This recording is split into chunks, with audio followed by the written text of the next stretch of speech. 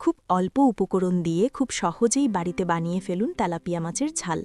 এই রেসিপিটি গরম ভাতের সাথে খেতে দুর্দান্ত লাগে।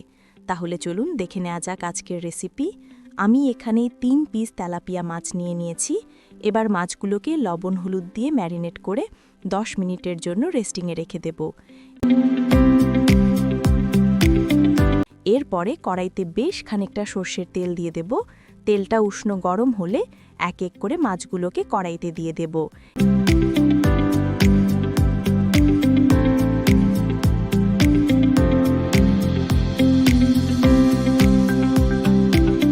মাছগুলো ভাজা হয়ে গেছে।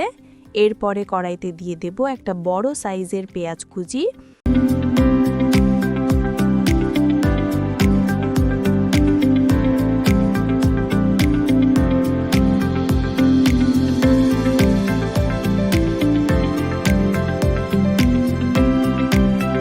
পেঁয়াজগুলো ভাজা হয়ে গেছে।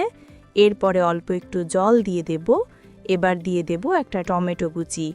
এরপরে টমেটোটা নরম হওয়া পর্যন্ত অপেক্ষা করব।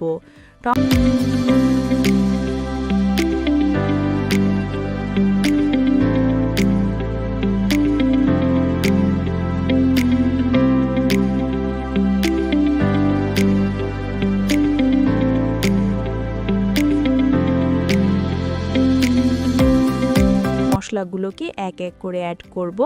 সবার প্রথমে দিয়ে দিচ্ছি স্বাদমতো লবণ, হলুদ গুঁড়ো, জিরে গুঁড়ো, লঙ্কা গুঁড়ো।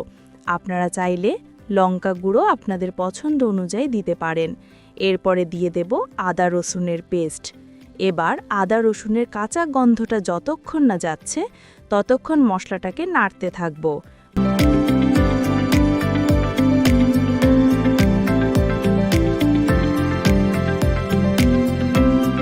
থেকে তেল ছাড়া শুরু করে দিয়েছে। এবার জল দিয়ে দেব।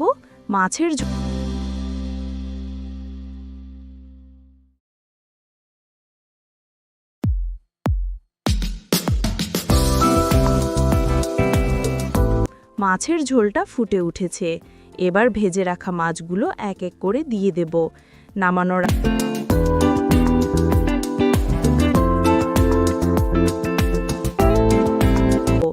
নামানোর আগে ধনিয়া পাতা কুচি দিয়ে দেব।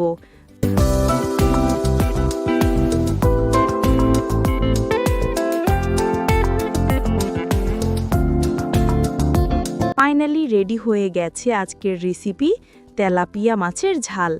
ভিডিওটি যদি ভালো লেগে থাকে লাইক, কমেন্ট, শেয়ার ও সাবস্ক্রাইব করতে ভুলবেন না। সবাই পাশে থাকবেন, সুস্থ থাকবেন।